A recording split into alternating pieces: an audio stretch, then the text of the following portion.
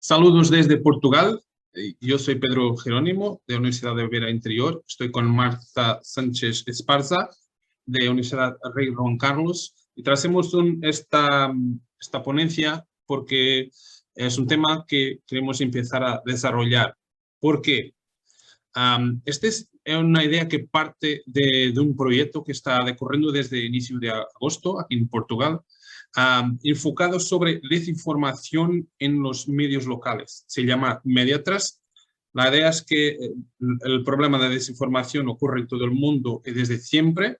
Por otro lado, sabemos que las redacciones de los medios locales tienen menos gente, menos periodistas para hacer este proceso de verificación.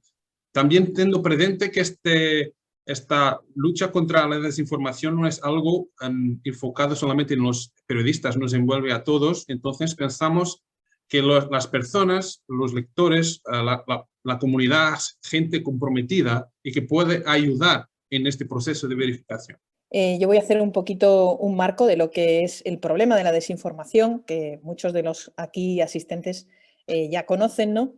Pero por partir de una definición de un problema que no es nuevo, se ha dado desde que existe la humanidad, el interés en desinformar y la utilización incluso a nivel político de la mala información para manipular, pero ahora mismo es un problema grave, creciente y que ha provocado la preocupación de las instituciones internacionales, como por ejemplo la Unión Europea. Y la Comisión Europea ha acuñado una definición de la desinformación en la que no se nos habla de un problema puntual, sino de un ecosistema. Dice la Comisión Europea en su informe sobre la desinformación del año 2017 que la desinformación es un ecosistema de producción, propagación y consumo de informaciones falsas, inexactas o engañosas que tienen afán de lucro o que buscan causar daño público. Aquí se distingue de la misinformation, ¿no? El concepto de misinformation está más asociado a la información defectuosa, pero en la que no hay una intencionalidad dirigida a engañar. En el caso de la desinformación sí la hay, por afán de lucro o por intereses políticos o geopolíticos, ¿no? Y en ese ecosistema hay diferentes actores interactuando entre sí, generando desinformación o amplificando la desinformación que ya existe. Como he dicho antes, por intereses geopolíticos, por geoestrategia, hay gobiernos y hay entidades supranacionales implicados decididamente en políticas de desinformación. Hay propaganda programacional, la han definido así algunos asesores políticos, con equipos de especialistas en lanzar campañas a través de las redes a favor o en contra de determinadas medidas gubernamentales, ¿no? Y hay actores como por ejemplo Rusia y China que han actuado decididamente a través de mensajes desinformativos intentando desestabilizar a otros países o por cuestiones de guerra cultural, ¿no? También tenemos a lobbies y a grupos de presión que buscan que la opinión pública se decante a favor de sus posturas o en contra de posturas contrarias para conseguir aprobación de determinadas medidas legales. Y luego tenemos entre los actores a las plataformas, que no olvidemos que son negocios, no son ángeles, sino son entidades que quieren un lucro, que quieren un beneficio y que consiguen mayor beneficio a través de la difusión masiva y de la viralidad de los mensajes, a través de los clics y no a través de la verdad. Por lo tanto, a ellos les interesan todos los contenidos que generen viralidad, sean o no ciertos, ¿no? Y por tanto las plataformas no han actuado salvaguardando la verdad, sino muchas veces multiplicando el impacto de la desinformación. De ahí las críticas surgidas en la opinión pública con los diversos escándalos que han afectado a plataformas como Facebook, ¿no? Después tenemos a los ciudadanos. Los ciudadanos muchas veces propagan y amplifican la desinformación. A veces por el sesgo de confirmación, todos tenemos unas opiniones y aquellos mensajes que las impulsan o que las fortalecen y que apelan a nuestra fibra sensible y a nuestras emociones, los tendemos a compartirlos de manera rápida y racional y casi sin reflexión. Y es el caso de muchos mensajes que llegan a través de WhatsApp, a grupos de WhatsApp, y los ciudadanos amplifican o amplifican en redes sociales. Los usuarios de Internet, no olvidemos que funcionan ya como prosumidores de información, no solamente como consumidores, y que ellos mismos contribuyen a divulgar determinados mensajes que son falsos. Después están los propios medios de comunicación.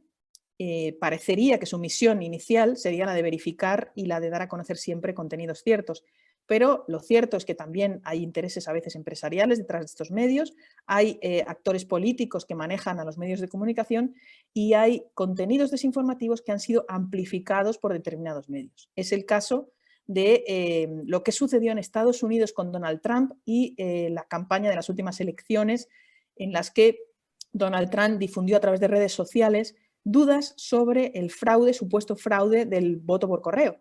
Y esas dudas fueron amplificadas en medios de comunicación como Fox Televisión y generaron un estado de la opinión pública crítico hacia los resultados electorales de gran crispación que derivó después en enero del 2021, tras meses de mensajes sobre el supuesto fraude de esas elecciones, de ese voto por correo, en el asalto descontrolado al Congreso de Estados Unidos con esas imágenes vergonzantes que todos hemos visto. Bien, un gran instrumento que ha contribuido a la difusión de la desinformación, hemos hablado antes de las emociones y luego está la tecnología, las plataformas y las redes sociales.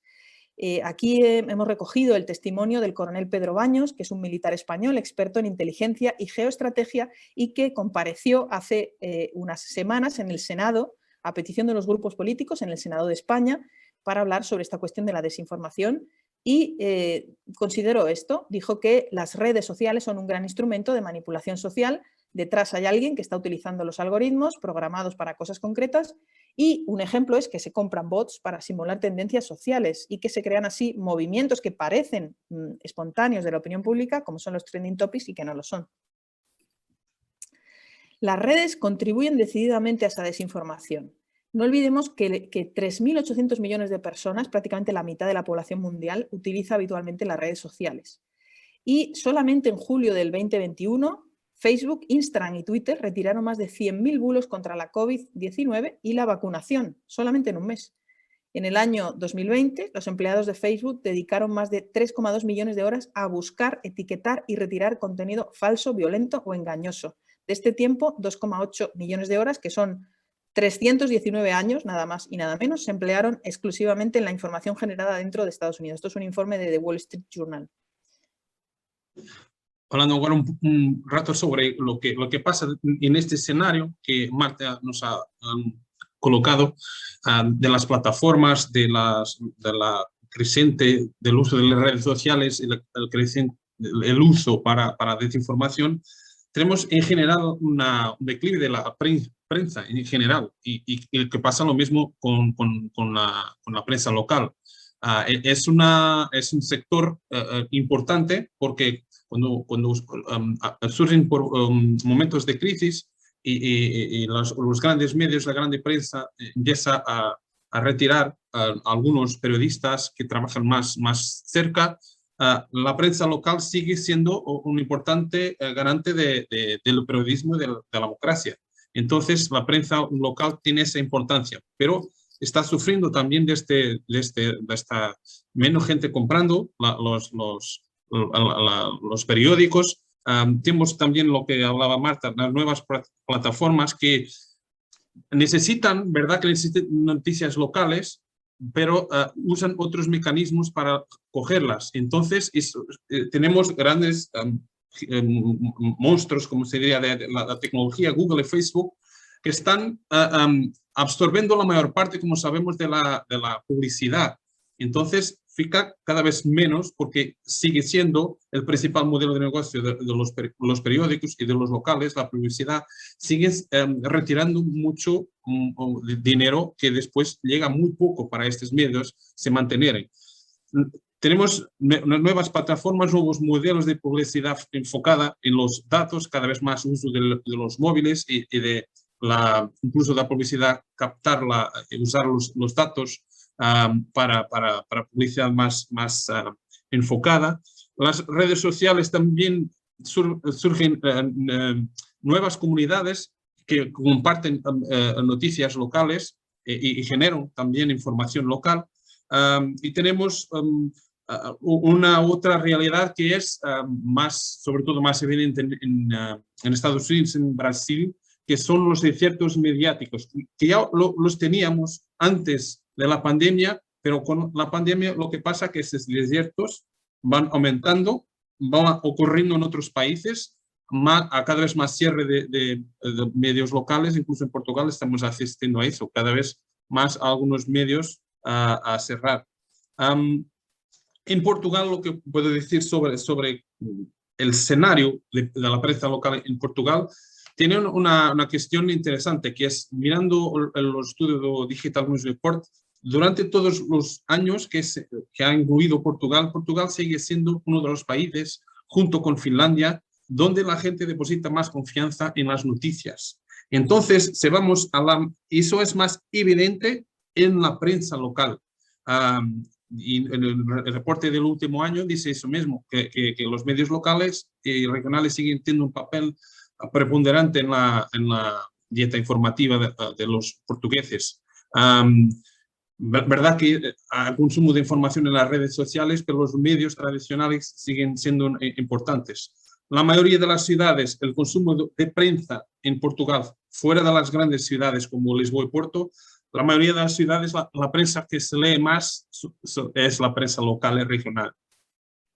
Después, como dice, la pandemia provocó un cierre de algunos medios, por un lado. Por otro, la reinvención de otros. Hay casos de medios de prensa local que ha terminado de publicarse en papel y ahora son solo online.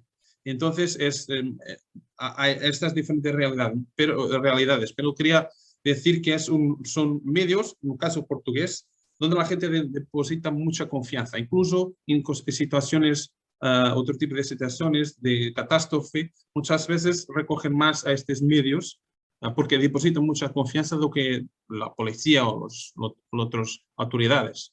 Al igual que sucede en Portugal o ha sucedido en los países que ha mencionado antes Pedro, en donde se han producido grandes desiertos mediáticos, ¿no?, en vastas zonas o extensiones donde han cerrado medios locales, también la situación laboral de los periodistas y el declive de este modelo de negocio basado en la publicidad tradicional ha ido provocando despidos en muchas cabeceras. Hay un panorama inquietante y, sin embargo, sigue siendo la prensa local, como ocurre en Portugal, la que cuenta con los mayores índices de confianza a nivel informativo.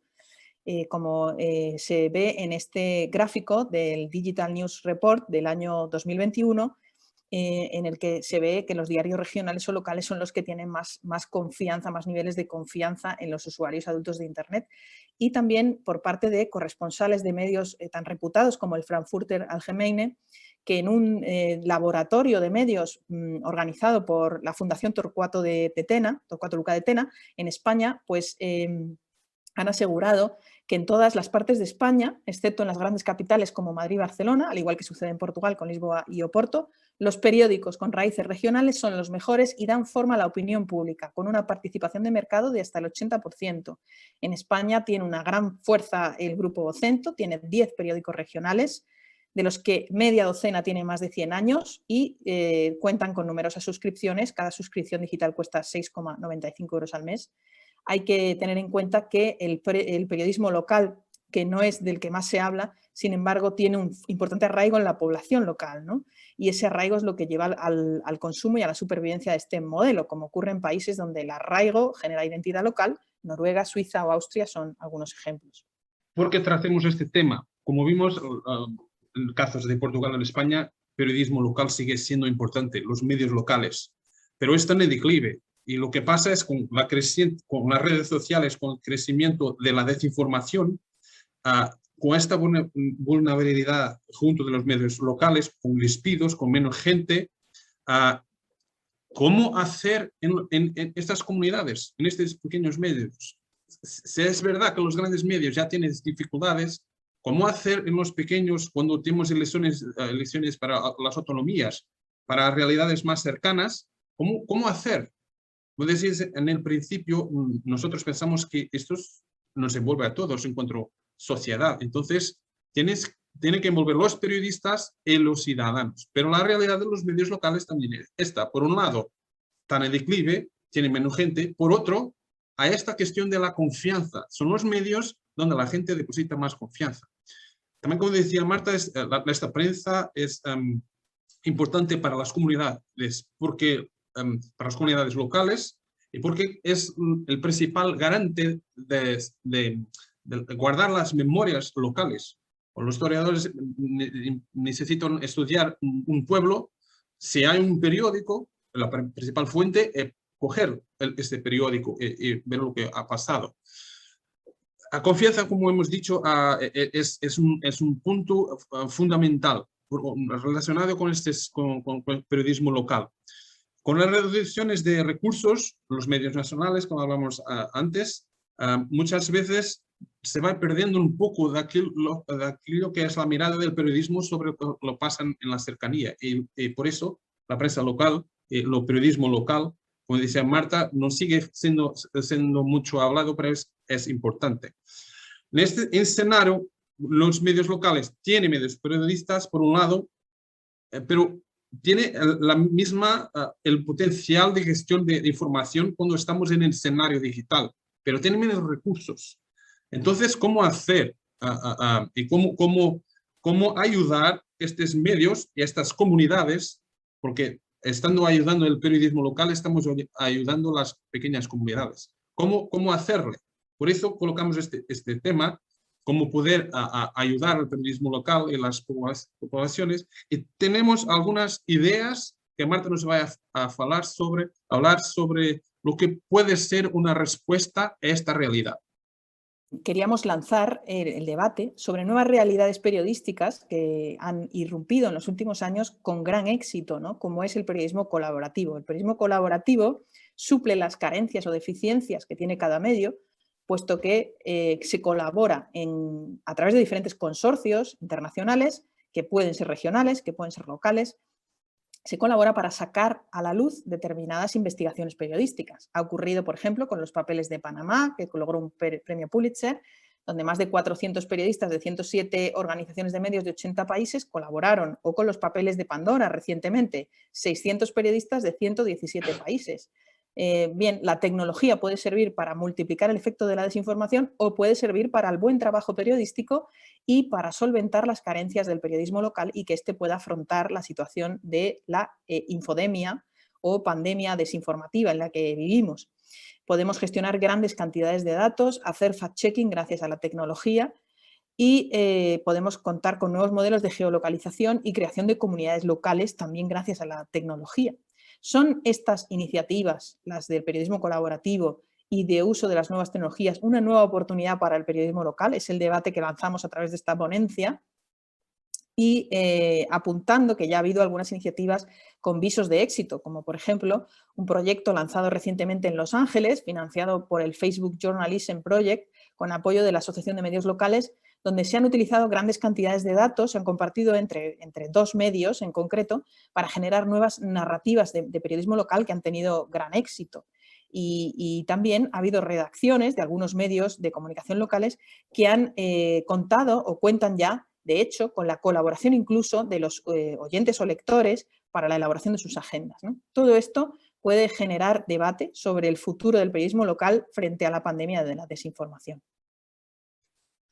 Y con esto cerramos, agradeciendo vuestra atención y seguimos disponibles para seguir este debate en torno de esto, con vosotros y todos los demás que se interesen por ese tema, para discutirle.